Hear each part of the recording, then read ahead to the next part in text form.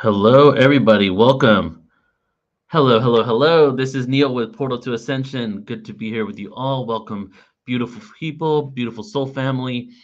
And I'm excited to be here live with you today. Today, we are going to be talking about the Mexico UFO hearings. And this broadcast today is from popular demand because we've had some people comment on Portal to Ascension saying that we need to go live and talk about the Mexico UFO hearing. Because many of you tuning in now probably have heard that the US Congress, about 2 months ago now, minus a few weeks, had a hearing, a UAP UFO hearing on the existence of this reverse engineering program that has gone back decades to the 1940s, but evidence suggests actually all the way back to 1930, maybe even earlier, but at least 1930. So now that this information is coming out, other places in the world that were waiting for the US to disclose, and we'll get on to this actual point about the U.S. Congress disclosure and how a lot of places in the world, the U.S. kind of had a chokehold on disclosure. And when I do my broadcast in about a week and a half or so, specifically on the U.S. Congress and the disclosure going on in the U.S., we'll speak about how most of the world was waiting for the U.S. to come out with some information before they started disclosing their information because of the chokehold. Some people, been in this world for a while doing information and events on disclosure. And something a whistleblower told me a long time ago is that, Russia and the US and many other world powers, they can't agree on a lot, but there's one thing that they do agree upon, not disclosing the existence of extraterrestrial life and the technology that they've been gaining from reverse engineering programs. So what's happened recently, a few weeks after the U.S. congressional hearing, was there was a hearing in Mexico as well. We've heard so much about the U.S. I decided to just do one event, just one stream, just 30 minutes or so. We're going to be spending here. We're going to go over some videos. We're going to break things down, go over some articles, and this is to give just to also look at what's going on outside the US and what the conversation is that's happening. And this just happens to be the closest country to the US, right? Except for Canada, of course, is also close. But right across the border, south of the border, the Mexico UFO hearing. So we're going to get into that. But this is the way I want to start off today. I just want to do a couple announcements really quick. I'm going to show you a trailer for an epic conference that actually this is perfect because the conference is in Mexico City. And I'm going to start off with that and then show you a couple of things that are upcoming with Portal to Ascension. And then we're going to get right into it. And what we're going to start with are a couple of videos. One with the supposed extraterrestrial bodies that were discovered in 2016, 2017 in Nazca, and was the hoorah, if you will, the excitement and the excitement and the disappointment of the Mexico UFO hearing. So we're going to look at that. And then we're going to get into some recent UFO information there and break that down a bit. So let's go ahead and start out with this video. Let me just preface it with this. There is a conference coming up December 1st, 2nd, and 3rd in Mexico City. It's called the UFO Congress Mexico. They're the largest conference in Europe, usually. It's called the UFO Congress Barcelona. And every single year, they do an event in September in Barcelona. It's a huge UFO conference there. They're now going to be in Mexico City. And this is an alignment with what we're talking about today because you might think that a lot of people in your country or in the US are very into this. But in Mexico and in a lot of South American countries, the existence of extraterrestrial life, the viewing and the seeing of UFOs and lights in the sky are a part of the culture. It's no shock. It's just known that it exists in many different cultures down south of the border of the US. So this conference is going to be huge. A few thousand people will be there. Michio Kaku is going to be there. Teal Swan's going to be there. Some other amazing people are going to be there. I will be there presenting on Galactic Origins, and I'm hosting a Portal to Ascension panel. And we are interviewing, we're in there full. We're taking the whole team down. There's like 6 of us going down, Portal to Ascension representing. And Alan Steinfeld's going to be there with me. So I'm going to show you that right now. And then we're going to get into some other things. So here we go. The Ufology World Congress.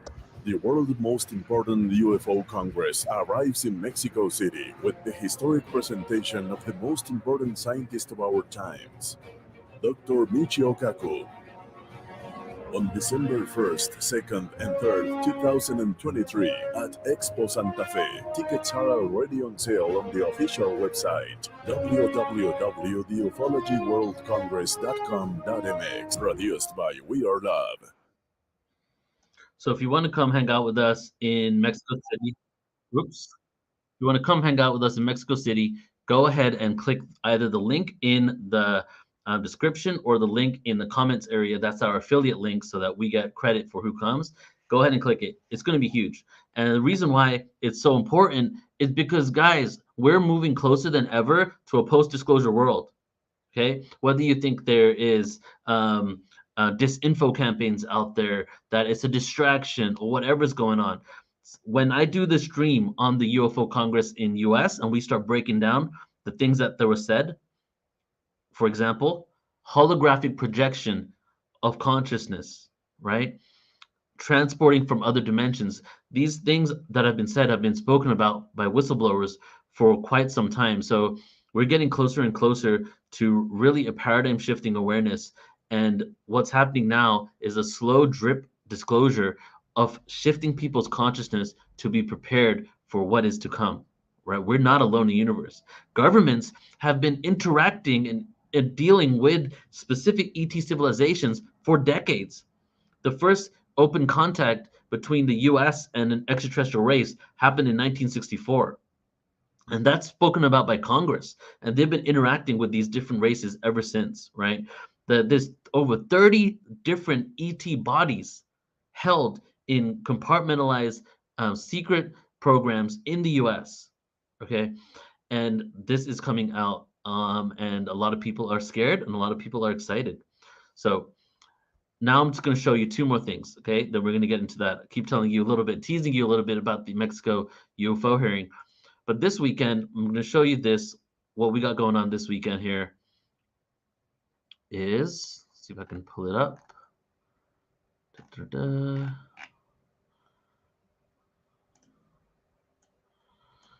This weekend, we have a conference coming up at Portal to Ascension, and it's actually tomorrow. So if you are not able to attend live, you can actually watch the replay. But I want to share this with you. Tomorrow on Portal to Ascension, go ahead to portaltoascension.org, go to upcoming events, and click on the first one there. We have an event called Astral Travel, Remote Viewing, and Out-of-Body Experiences. If you want to learn how to remote view, if you want to hear stories of astral traveling and where people have gone through the astral travel, and also hear experiences with out-of-body experiences, and how to harness and utilize this technology yourself, then tune into this event. You get unlimited replay access. And Deborah Katz right here used to work at a remote viewing program for the FBI. We have some really esoteric, metaphysical, and grounded applications within this event. So if you want to check it out, go to portaltoascension.org and sign up there. We have Dan Winter and Jason Quitt. Jason Quitt hasn't made an appearance on Portal to Ascension for about 3 to 4 years. So go ahead and check it out. And it's going to be truly, truly profound event. There's another event I'm going to show you but I'll show you that at the end. Let's just get right into the hearings today, okay? All right, so I'm going to pull up the comments here. By the way, guys, I'm actually on a whole new platform. It's StreamYard. You guys might have heard of it. I've never used StreamYard before, so I am kind of just playing with it. So bear with me as I'm figuring out these new tools, because as you can tell, this is kind of like a different feed than Zoom straight to this platform. So it's a little more robust. It's like a live production going on right here. The first video I want to show you all is going to be the video of the doctors this is just like a 1.5-minute video. And basically this one is of doctors in Mexico that were doing an autopsy on these alien bodies. And if you haven't heard about the Mexico UFO hearing, let me give you a little summary of what occurred. And actually, I think the best way to do that is by showing you an article here. And let's get some comments in the comment section, guys. Go ahead and let me know. If you have not heard about the Mexico UFO hearings, let it be known in the comment section. I'm curious to know who hasn't heard about it, just so I can kind of cater how I'm going to explain all this to everyone here. So again, Mexico Congress holds hearing on UFO bodies. And if you do a simple search, right, there's something going on with the internet because if you do a simple search in Google and you look for Mexico UFO hearing, all you're going to find is this. Here we go. Mexico UFO hearing. Mexico legislators hold existence on UFOs, alien bodies found. Presented in Mexico Congress, alien bodies, a UFO hearing. Mexico holds UFO hearing, alien bodies, alien corpses, non-human beings. Okay, now I'm not saying this is true, this is actual alien or not. We're going to go into that right now in a second. But what I'm getting at is that whole what happened there with Jaime Maussan and him bringing supposed ET bodies into Congress in Mexico has completely taken over the whole the whole Congress. All the other information that came out, Ryan Graves that came out, other whistleblowers that spoke there, none of that is even being spoke about because of what happened with Jaime Maussan. So when we go deeper into it, we're going to take a look and see if this actually served disclosure or maybe it didn't. And I did a search on YouTube today as well, just to see when was the last piece of information that came out. When was the last piece of information that came out from the Mexico UFO hearing? So if you type in here, Mexico UFO hearing, and you look at all videos from this week, you find one 7 days ago from Tim Burchett, and I watched this whole video, and this was actually mostly about the U.S. Congress hearing. So I'm going to speak about that at my next broadcast when we talk about the U.S. Congress hearing and the updates on UFOs in the U.S. And Alan Steinfeld will be joining me. And he mentioned for 2 minutes in here they spoke about alien bodies. So this isn't even a good one for Mexico. This is U.S. Congress again. This is not Mexico. This one's a guy from India, and this is in Hindi. You put in Mexico UFO hearing, and you can't find anything for this whole week. You find everything from the U.S. congressional hearing, even though even though there was some things that happened in Mexico, ever since the hearing, it's pretty much been silent. And there's also been a level of silence for the U.S. congressional hearing as well. However, there's been independent researchers and journalists coming out with more information that does not connect with the U.S. congressional hearing, but is more information on things that are being uncovered and disclosed. So here is the first video where they show the bodies in the hospital doing autopsies.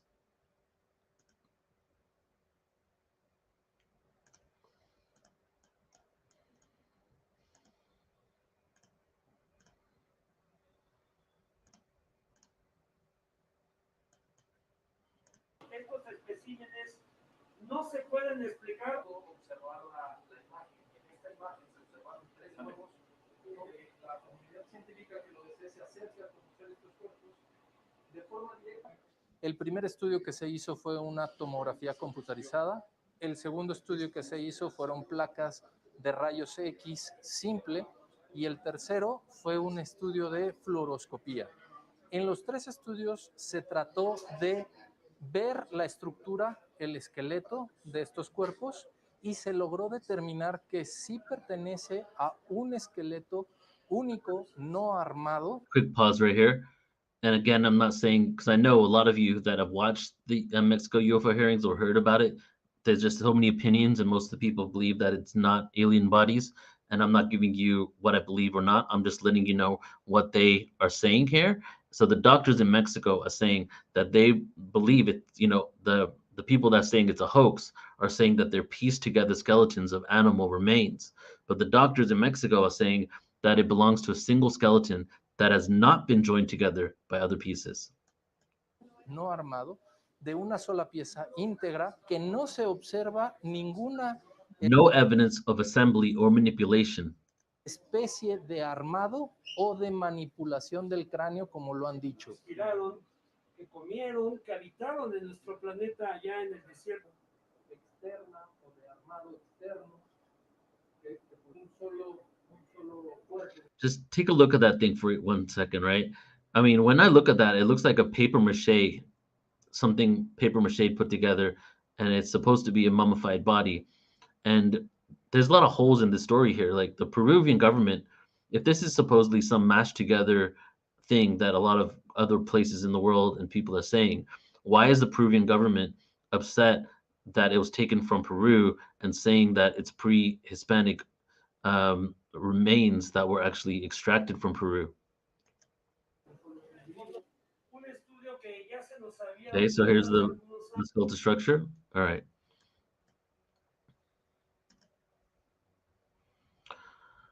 So there you go, guys. Those are the bodies that supposedly were discovered here. And now we're going to get into some articles and kind of just look at what is being said about them. But first, before we do that, actually, I want to show you one other video. Now, this video here is from The Hill, and it's just a few days old. And this is an overall update on UFOs and the disclosure. And I'm going to tie this into what's going on with Mexico and the overall UFO, the overall intent, the overall agenda, really, for drip disclosure.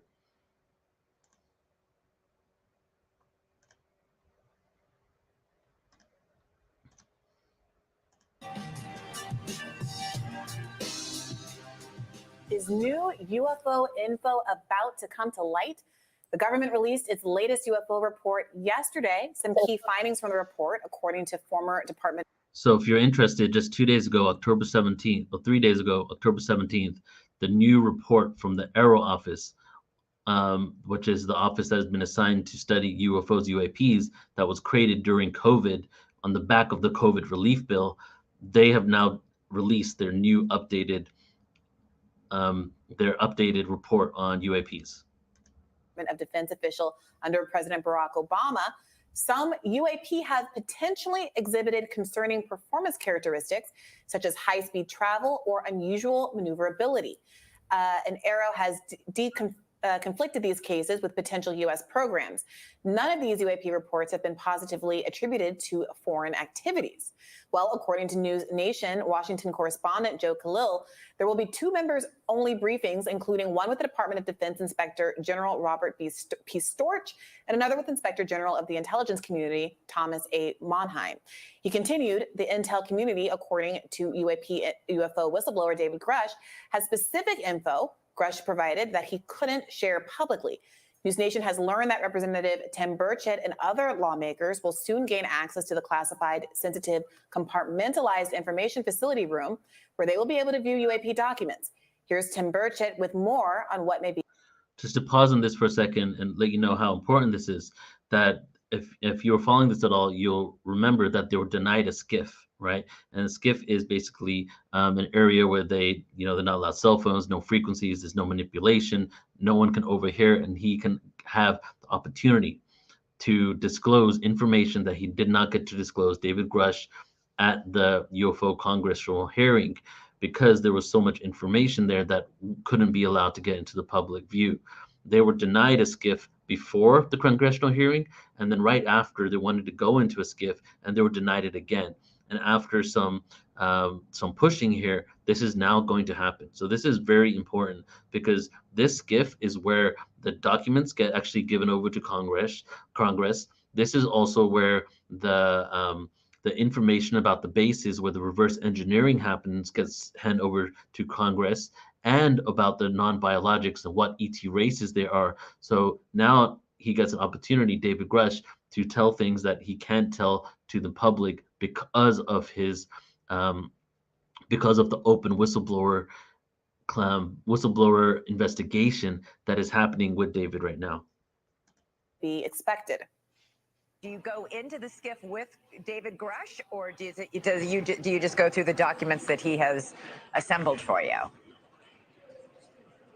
I believe, first of all, we'll go through with the documents. That would be a secondary thing, which I understand is in the works as well. But from what I understand, there's a lot more than Grush out there. Dave's a buddy of mine, but there's a lot more than Grush out there that have this information, and we're going to get to it. And that's why people are very nervous, and they should be at the Pentagon, because they've been covering this thing up since 1947. And now all of a sudden, hey, 55% of America believes that there's something else out there. Over 30 other whistleblowers that are part of the programs, reverse engineering and studying studying the biologics of extraterrestrial bodies, have come out since the first original since the last UFO congressional hearing, right? Those are 30 that are documented, but there were others coming out before that. So now people that are in the actual programs are coming out, but they can't put their face out publicly. The reason for that is they're still in the programs, and they have non-disclosure agreements, and they're also afraid because if they get fired from their jobs or something happens to them, they lose their pensions, they can get threatened, their families can get threatened. And if you remember the U.S. congressional hearing, people have lost their lives over the secrecy when it comes to the secrecy of the existence of extraterrestrial life. To Mark von Rennenkampf, legislation titled The Reverse Engineering Programs and offers legal amnesty if individuals with knowledge or materials come forward within 6 months. He tweeted, extraordinary UFO legislation zeroes in on abuse of independent research and development, IRAD provisions, to illegally hide UAP retrieval and reverse engineering programs from Congress. In a historic congressional hearing, Grush specifically mentions IRAD. Is that a coincidence? Joining us now to discuss is opinion contributor at The Hill, Mark von Rennenkampf. Thank you so much for being with us. Thanks for having me back, guys. So this sounds like we finally may, or at least Tim Burchett may, finally get to see some actual documentation that has been alluded to, hinted at, but not made broadly available to the public. How big a deal is this potentially? I think it could potentially be extraordinarily significant, or more likely, it could be less significant because, as we've seen over and over and over again, that we've heard whistleblowers raise at the hearings we've had so far, but they've been typically said things like, I know someone who saw something, I don't have the first-hand knowledge. Does access to this room mean that whoever comes out of there is going to be able to say, I saw photos of X, or a piece of the hull of Y, or DNA tissue of Z? We would hope that all of that evidence is going to be carefully and artfully laid out in front of Tim Burchett. Tim Burchett is known as being very outspoken and has openly expressed he has very little trust in the executive branch. So again, I would be cautious about the Inspector General just opening up the books here for Congressman Burchett and all the other members that will be in the SCIF, in that compartmentalized information facility. I don't know is the answer, but I would hesitate to go down the path that they're just going to go full kimono and open everything up at this point. A rational fear that I have? Robbie, it is, but maybe I'll provide some counterpoints out there. And first, I'll agree with you. Yes, absolutely. There are several other narratives. I mean, we could look just at the turmoil, if we want to call it that, in the House in terms of leadership. That's another element that is putting up some roadblocks to some really extraordinary legislation, UFO-related legislation that was proposed by Senator Schumer. So that's another hurdle. But I think with the gravitas of somebody like Senator Schumer proposing the remarkable legislation that he did, and I'll just quickly recap it, it mentions and defines non-human intelligence, mentions it 24 times, and it basically reads like a carbon copy of the whistleblowers' allegations that there is a secret, illegally run UFO retrieval and reverse engineering effort. And that is that. Okay, so I'm going to leave that at that because I want to get back to Mexico here. But just to kind of give you a quick summary of what's going on. If you want to know more, check out The Hill, check out the latest News Nation one video that they did a couple of days ago on a 40-minute documentary on George Knapp. And check out the Yes Theory video with David Grush. They did a public hearing. They spent 7 days with David Grush before and after the hearing. And those are all really the updates. Now, I want to share that this is so compartmentalized. It's really difficult to know what's going on. For example, Marco Rubio and a few others were behind the creation of AARO, AARO, and also the disclosure of UFOs and technology. And Tim Burchett, who's now taking this on as well, he can't even get conversations with these guys. So the people that were trying to disclose some information and get it out there aren't even speaking to the ones that are bringing information out now. What's going on? Is there a fight between who discloses it? Did one person have more of a disclosure on one level and another person have another intention for disclosure, right? A great example is we have David Grush, we have Ryan Graves, right? Ryan Graves, I was flying a plane. I was flying an Air Force jet. I saw a UFO. This is what it did. Lights going really fast. David Grush, oh no, we've been collecting these UFOs. We've had this for decades. We actually have the bodies of these beings and we've been dissecting them and we know about them, right? Two completely different narratives. One is just the mainstream of what's out there. And then another thing is the deeper underlying reality that we've been interacting with these beings and for quite some time. And when it comes to Tim Burchett and Mexico, not tying it in, right? Tim Burchett said when we talked about the alien bodies, when he was talking about the alien bodies on a program just a couple of days ago, his quote was, I wouldn't, oh, actually, I don't know the exact quote, but something like this. I wouldn't go down to Mexico for any type of procedure. So basically, he was saying he doesn't trust the alien body information because he wouldn't trust Mexico as far as he can throw it, basically, in regards to getting a procedure or doing any sort of autopsy when it comes to medical care, right? That in itself is complete BS because Mexico is one of the best places for medical tourism. Okay, they have some of the cheapest and the best services when it comes to medical tourism and doctors. So just throwing the baby out with the bathwater based on your preconceived judgments doesn't make any sense. Now, this goes into whether it's true or not. This goes into the understanding that so many people, even David Grush, even Ryan Graves, even Tim Burchett, they keep saying it's not about little green men. I don't care if it's about ET life. It doesn't matter who's driving these things. It matters what kind of technology they're using and how are they getting here. Over and over and over and over again, right? What isn't it more important, not just what technology they're using? You know, ever since Tom DeLonge started with this in 2017 or so, he even said those same words. Isn't it important to know who is driving them and where they come from, right? They want to know where they come from, but they're not really going deeper into, wow, this could actually represent extraterrestrial life. And if it does, interdimensional extraterrestrial, or as one congressional person said from Wisconsin, could be a very old civilization that's been here since before we were here, and they've been here ever since. One of the theories in Congress. Tim Burchett also said that he also said that a lot of the information coming out, UFO crash retrievals, right? There's three things that are happening for UFO crash retrievals. One, UFOs are crashing, and that there was some sort of radio frequency that we were using back in the early 1900s that would interfere with their radars and they would crash to Earth, right?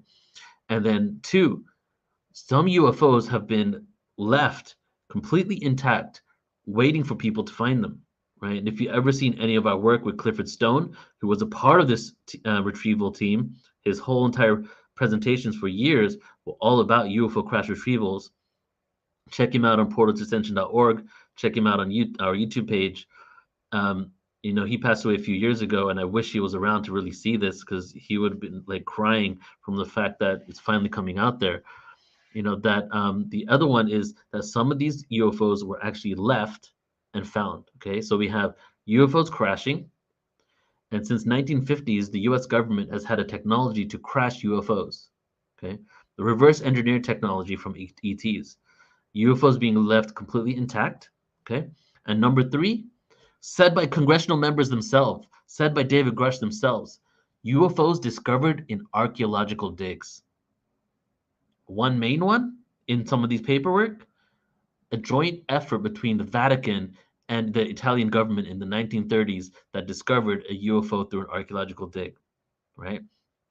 So those are all the UFOs that have been found and kind of reverse engineered. And then since April 1954, they mastered anti-gravity. They found 3 UFOs in the early 50s. One of them, they ended up being able to fly, right? So this is all the information that's coming out. And for me, it's extremely exciting just to see where this is going to go, right? So now I'm going to go ahead and share some of these articles here about what happened in Mexico congressional hearing. But I wanted to give you a little bit of background about Mexico. So in Mexico, they've been, the military there has been discovering UFOs and doing videos of them for quite some time. Actually, many South American countries have. The Chilean government, ever since 1995, had a UFO program that they were completely open about, and they told the public. Chile is probably the most forward, advanced government in regards to being open to the fact that there are UFOs out there and let's study them. So the Mexican government has shown interest in investigating unidentified flying objects through a government agency known as the Mexican Committee for the Study of Anomalous Aerial Phenomena, CEFAA. So their arrow, their Project Blue Book, is CEFAA. It was established in the early 2000s and operates under the jurisdiction of the Mexican Air Force and is responsible for researching and documenting reports of UFO sightings in Mexican airspace. They conduct investigations into these phenomena with the aim of determining whether they have any potential national security implications. They use both military and civilian experts to analyze reports and gather data on sightings. The Mexican government has taken a relatively transparent approach to UFO investigations and has, in some cases, released information and footage related to UFO incidents. About 1 month ago, the border patrol, the Customs Border Patrol of the Mexican border, the U.S. Customs on the border, they released hundreds of documents of their UFO files. Who would have thought that the border police were hiding or had a whole entire database of UFO files? In that, you can find this on their website. It's been disclosed. It's completely public now, right? You guys should come back for the U.S. Congressional Hearing 1 because I'm going to show you these websites. And I've been going on these websites and my mind is blown from what I'm finding there. So they release all these documents and files. They release audio tapes, recordings of officers between officers, and video footage of all these UFOs over the Mexican border. And so more information is coming out from the US side as well about the UFOs that are going across the border without a passport. So the Mexican UFOs in Mexico, obviously this is an age-old story. We've been visited ever since the beginning. Chances are we were even seeded by these beings. And I'm going to show you here an article that I wrote that shows the top 10 modern UFO sightings. And these are some of the sightings that have actually come out from the Mexican government that have been researched there, just to show you that, it's a real phenomenon there too. And they really are doing their due diligence into exploring it. But it's so interesting to me, well, not just interesting, it's kind of disheartening as well, how a lot of these places, a lot of these countries that are researching the existence of UFOs and the possibility of ET life are doing it from a national security perspective. They're doing it from the angle of, we better check to see what this is because they could be a threat. And if they're a threat, we need to protect ourselves. I understand that on one level, we exist in this age, this dark age, this Kali Yuga, this reality that we've created that we feel like we need to protect ourselves. But the evidence truly does suggest, and a lot of congressional members have come out and said this, a lot of other people, podcasters and more, have all said this, that the evidence suggests that these craft have been visiting us for hundreds of years. If you see my YouTube video on the 100-year timeline of UFO disclosure, you'll see the first ever documented in modern day, I guess it's not too modern, was around 1897, right? So these same kind of craft have been visiting us for quite some time and nothing has happened, right? Oh, things have happened. Let me just make that clear. Things have happened, interactions have happened, but we have not been taken out, right? There hasn't been a war between ETs. So a lot of people are saying that even though we come from this whole reality of, oh my God, we need to protect ourselves, what's going on, who are these beings, their evidence suggests that they aren't out to get us. If anything, we've seen them disarm nuclear warheads, right? We've seen them protecting. And on a few occasions, there've been dogfights with UFOs when they've been attacked and shot at. But to say that those UFOs were from ETs may not even be the truth, because a lot of these craft have been reverse engineered, and a lot of the sightings that we see in the sky are actually reverse engineered extraterrestrial craft. Now, reverse engineered extraterrestrial craft does not mean that there's no ET life, because that in itself shows that there was some original craft that was not from Earth or was not made by Homo sapiens that we discovered or someone discovered, and then they utilize that technology to create another type of craft. So whether we see reverse engineered craft or whether we see actual ET craft, those are both hugely significant. So here are some of the UFO sightings that have occurred in recent history in Mexico. You can go to portaltoascension.org under articles and take a look here. And you can read these as well. The Agadia UFO incident 2007, a UFO detected by U.S. Customs and Border Protection Agency near the coastal town of Agadia. The object was captured on infrared cameras. And these images are available and these videos are available for you to see. Tepoztlan UFO 2009. April 2009, dozens of glowing UFOs were witnessed and captured on video by multiple observers in the sky in Tezcatlipan, Mexico. Campeche UFO incident, March 2004. Military personnel in Campeche observed and recorded multiple UFOs on radar. The event was widely reported and investigated by both military and civilian UFO researchers. The Mexico City UFO wave, 1991. Mexico City experienced a wave of UFO sightings in 1991 when multiple witnesses reported and videotaped flying saucers in the sky. Mexico City Airport 2005. Several airport employees and pilots at Mexico City's International Airport report sightings of spherical metallic objects. So you can get the idea here that as much as we're reporting it in the US, it is also being reported in Mexico. And it's been happening for quite some time down there. And this other article that I'm pulling up right now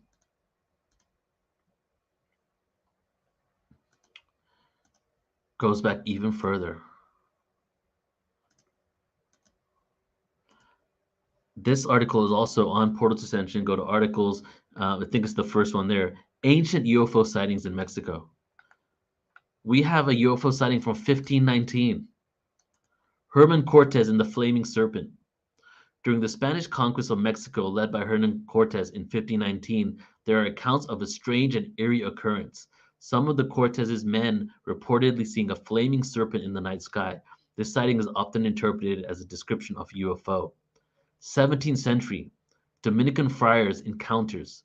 In the 17th century, Dominican friars who were documenting the history of the Spanish conquest in Mexico reported witnessing mysterious aerial phenomena. They described seeing flying objects, bright lights, and unusual movements in the sky. 1840s, Mexico City UFO sighting. Residents of Mexico City reported a series of UFO sightings. Sounds very familiar to the one in the 2000s, a wave of UFOs in Mexico City. Witnesses described seeing flying cigars, which is also a common thing. Even the Tic Tac was a cigar shape, which is the famous Tic Tac that has come out with the U.S. Nimitz incident, the one that's been circulated everywhere, and luminous objects in the sky. These sightings garnered attention in local newspapers and were documented by various witnesses. 1864, the Catucaba UFO incident. In June 1864, during the French intervention in Mexico, there were reports of mysterious aerial objects seen over the town located near Mexico City. Witnesses described the object as a luminous sphere or a disk in the sky and was witnessed by both civilians and military personnel. So as you can tell, this has been happening for quite some time everywhere. And the reason why I'm showing you these articles here is because this broadcast is really about not only talking about the Mexico UFO hearing, but talking about Mexico in general. Because as I showed in the beginning of this stream here, that all the intention and the energy really went on the alien bodies, as you can see right here. So this article here is also talking about Mexico Congress holds hearing on UFOs featuring purported alien bodies. Mexican lawmakers heard testimony that we are not alone in the universe and saw alleged remains of non-human beings in an extraordinary hearing, marking the Latin American country's first congressional hearing on UFOs. In the hearing on Tuesday, the Spanish acronym for what is usually termed UAP, Unidentified Anomalous Phenomena, politicians were shown two artifacts that the Mexican journalist and longtime UFO enthusiast Jaime Maussan claimed were corpses of extraterrestrials. The species were not related to any life on Earth. The two tiny bodies displayed in cases have 3 fingers on each hand and elongated heads. Maussan said they were recovered in Peru near the Nazca Lines in 2017, and he said they were about 1,000 years old. So I'm going to show you some of these articles here, but then I want to speak about whether these are real or not, because I had the opportunity to be in Peru in 2017, right after the team that was there came with the Nazca bodies. If you ever remember 2016, 2017, Gaia TV did this whole thing on alien bodies found in Nazca. Well, I came to the hotel 2 days after they left with Brian Forrester, who's one of the foremost researcher of the elongated skull people over there. And there's some information that I found about those. And this is why a lot of people don't believe these are real. Maussan said it was the first time such evidence has been presented. I think there's a clear demonstration that we are dealing with non-human specimens that are not related to any other species in our world, and all that possibilities are open for scientific institution to investigate. And then the doctors, like the video that I showed you, the doctors went ahead and they investigated them. And the doctors in Mexico said that they seem legit. But also, Ryan Graves was in Mexico as well. Ryan Graves is one of the main people in the U.S. that has been coming out with the information about the UFO sighting of the U.S. Nimitz. So just give me 1 second here, and then we'll get into this article.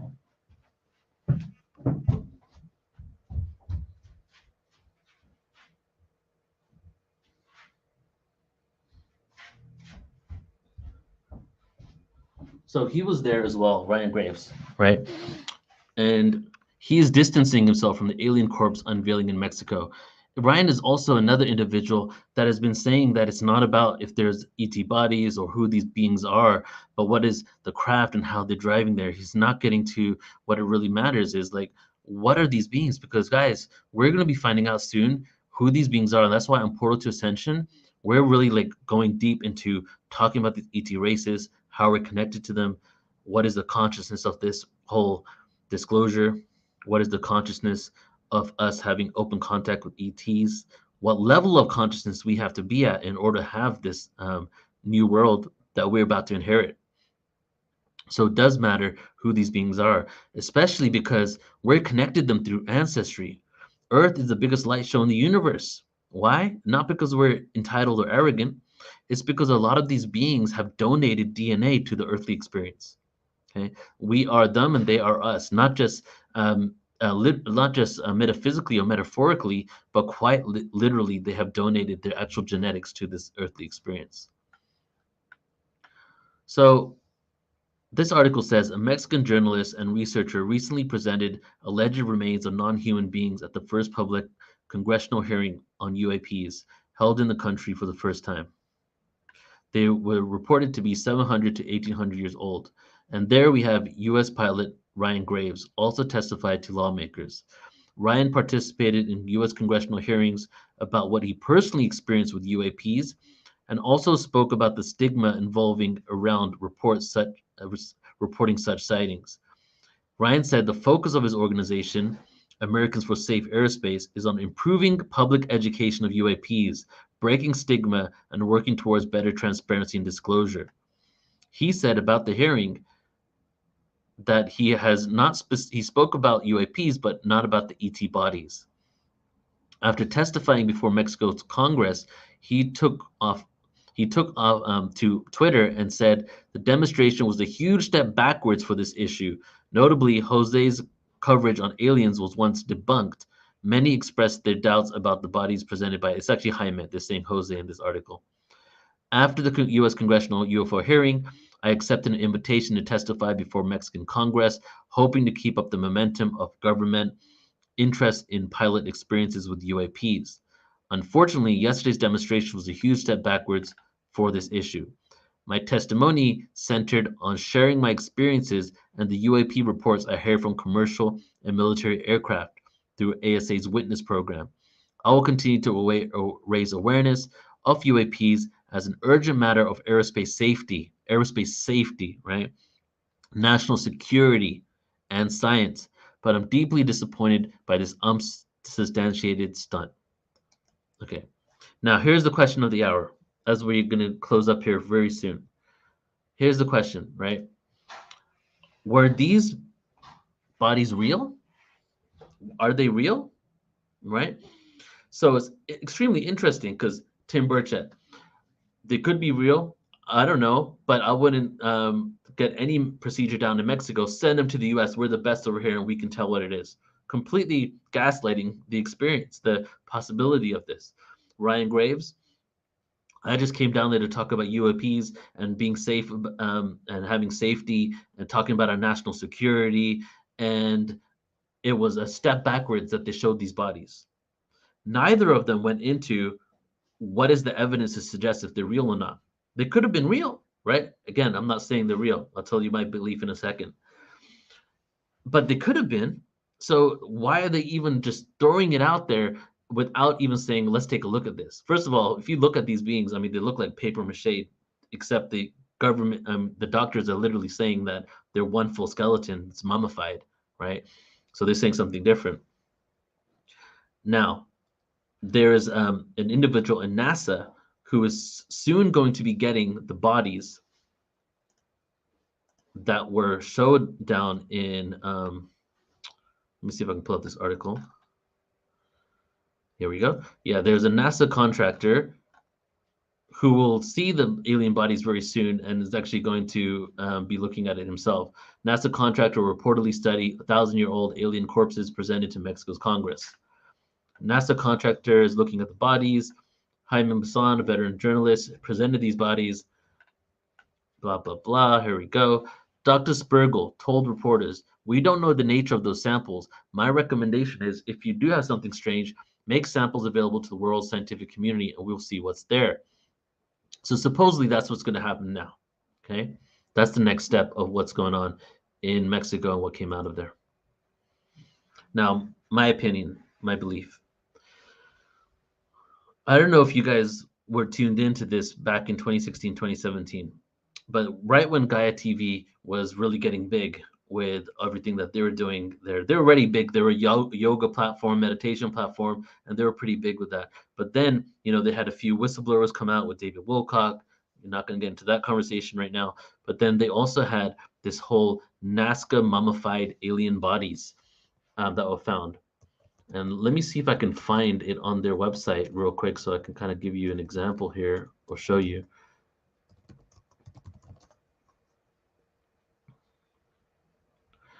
Yeah, they have taken it off their website. So it was amazing that this came out. ET bodies have been found in Nazca, elongated skulls. And if you know anything about Peru, there are elongated skulls over there. There's naturally elongated skulls. Again, we've done a lot of elongated skull information on Portal to Ascension. You can go deep into it. There's naturally elongated skulls, and there's cranial deformation. Cranial deformation happened from people that deformed their skulls in the ancient times, Inca and before, in the Paracas culture in Peru especially. They would put two planks on their head ever since childhood, slowly crank it away, create a crack in the skull, and elongate their skulls. And the reason why they did this is because they were trying to look like the gods. They were trying to mimic the gods. However, there are actually naturally elongated skulls in Peru as well. And again, portaltoascension.org. Go ahead and sign up. And I'm going to throw this on here right now. Here's information on how to sign up. Sign up, portaltoascension.org. Hundreds of hours of free content. Sign up there. Go to the search engine. Type Peru. Type elongated skull. And then go and binge watch all that information there. And there's also naturally elongated skulls. The naturally elongated skulls don't have any damage marks in there. They're elongated. They have two suture lines. The regular human, you and I, we have one suture line down our head in our skull. These skulls had two suture lines, one across, one over there, a genetic anomaly. They also had two holes at the back of the skull, two holes, right? Because their brains were so large that they had some sort of vein, some sort of artery system that would take blood from the front of the brain and plug it into the back and provide blood to the back of the brain as well. A genetic anomaly again. Naturally elongated skulls, and then also cranial deformation. Because there were cranial deformation, so what it looks like is the naturally elongated skull were the royalty, the priest, the rulers of this ancient civilization. And when they disappeared, or whatever happened to them, their followers, their descendants, if you will, their followers that went, continued to progress in that area, they wanted to look like these beings. So they would actually deform their brains and heads in order to look like their gods, right? So because of the deformation that was not natural, because the deformation that was cranial deformation, all over the internet now it says the naturally elongated skull thing is a hoax because there's cranial deformation. But both of them exist, right? So that's how they manipulated it. So this comes back to what I'm trying to get at here: is the skulls that were discovered, the skeletal remains that were discovered 2016, 2017 at the Nazca Lines. These beings that we're now seeing in Mexico were also supposedly discovered at the same time in Nazca. If you find the images of those original ones that came out, they don't look like this one. They look a little larger. They're crouched in like that. They look like they were basically mummified in a fetal position, and the heads are much more elongated. So I don't believe, and no one has actually said this as well, that these are the same beings. However, they were both supposedly discovered at the same time. The Gaia TV did all types of videos on it. They went down there, did research on it, millions of views, millions of subscribers, maybe thousands of subscribers. And it was this huge thing of, oh my God, we finally find alien life, mummified alien life in Peru. And this is disclosure. So this was one of the huge milestones of like people in the community being like, oh my God, disclosure is happening, right? And then I go down there and I start speaking to the scientists and the researchers in that area, and information comes out that it was actually fused together bones of other mummies in the dug up graveyards in Paracas. And the elongated skulls were actually natural elongated skulls because, the elongated skulls in themselves are a smoking gun that there was some other hominid on Earth that was super advanced that existed with us, right? But they were fused together. Even the hand, I saw an X-ray of the hand, and it was fused together bones, right? And I was at the hotel 2 days after the whole Gaia TV people were there with the researchers, with Brian Forrester, and started finding out all this information. So I went from a hardcore believer that, oh my God, finally, because I want to believe, I want us to like find UFOs dug up, find ETs mummified, all that, to realizing that there was some sort of manipulation going on here that was also helping an organization, a company, become much more massive than they originally were, and providing them a platform to step into the new content that they were putting out there, right? I don't know if that makes sense, but so there was the reality of the people that were actually going around studying these things and doing videos on these things knew the truth, right? Now, Jaime Maussan was with them. He was a part of this whole thing. The ET and the bodies found right now are also a part of it. There's an individual on YouTube that has been hoaxing and putting together ET bodies that look like the ones that came out in Mexico and actually fusing bones together and saying that mummies have been found over years. And he's also connected to Jaime Maussan. So again, I'm not telling you what the reality is because they could be real, but a lot of these things that have come to the surface just makes me doubt the fact that this is, an actual ET body that has been discovered. But then there's this.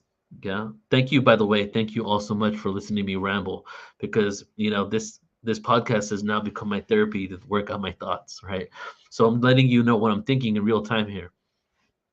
So, but then the question is this: Why have multiple Mexican UFO, Mexican doctors, professional doctors, done autopsies on these beings and said that there's no evidence of manipulation and they're one full skeletal structure, right? If there's all this evidence to suggest that it is a hoax, it is a fraud, then why is the information coming out on the other side? And therein lies the fog of confusion, right? What is the truth? I'm hoping that someday we will find out. And I truly believe that someday is coming very soon. So, everybody, that's all I'm going to share today with the Mexico UFO hearing. And I appreciate you all for tuning in. Check out the podcast as well, because this is going to be up on the podcast, Portal to Ascension podcast. Go ahead and tune in there, because we have over 500 episodes now on our podcast. And while you're driving, while you're walking around, if you want to tune into our podcast, so much great information: ancient history, extraterrestrials, self-empowerment, levels of consciousness, right? How to shift your consciousness, even sound healing, podcasts we have on there as well. So tune into that. And I'm going to be going live again, I believe October 29th, I think. Something like that. No, November 3rd, I'm going live again, and we're going to be doing this show with Alan Steinfeld. However, this is specifically going to be on the U.S. congressional hearing and the updates ever since. This one's going to be the massive one. I have a lot of information to go over, because there's been a lot of things happening since then, but it almost seems like the congressional hearing happened and they dropped it. But no, there's another congressional hearing coming up. There's a skiff that's going to be happening very soon. And there's research and whistleblowers coming out of the woodworks that are part of these programs, letting government officials and other people know about it. So stay tuned for that as well. And what else do I want to share right now? I'm going to close out with just the event, not the astral travel one, which I showed you a little earlier, but one other event that I'm really excited about. I just want to share this with you really quick here.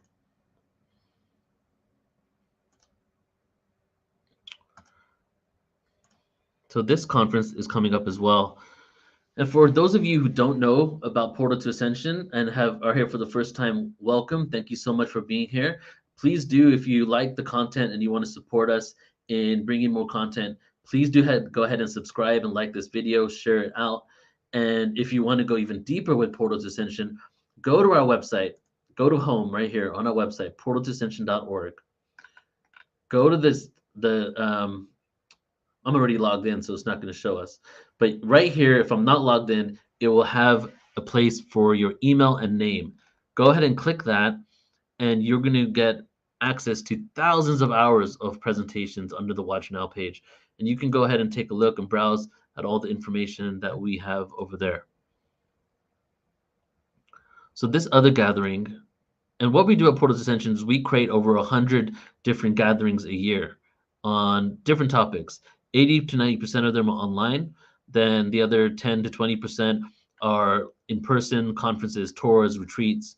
You can see here some of our upcoming events: astral travel, remote viewing, out of body tomorrow, the Arcturian Stargate with Vivienne Chauvet the day after, Dan Winter, Physics of Bliss, Human Design, and the Cosmic Dragons Conference.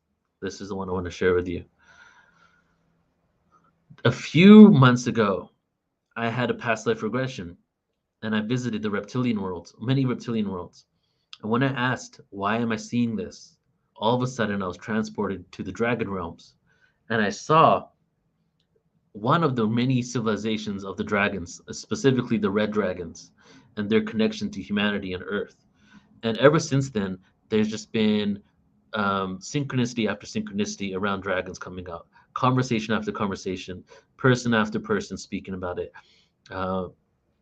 So much so that I can't even deny that the dragons that were basically unacknowledged, or they were acknowledged on some level, but the ones that just didn't need credit for all the awareness that they were bringing to the earth, are now coming to the forefront with the fierce and also unconditional love energy to help transform humanity. So we decided to put on a whole conference in reverence to the dragons.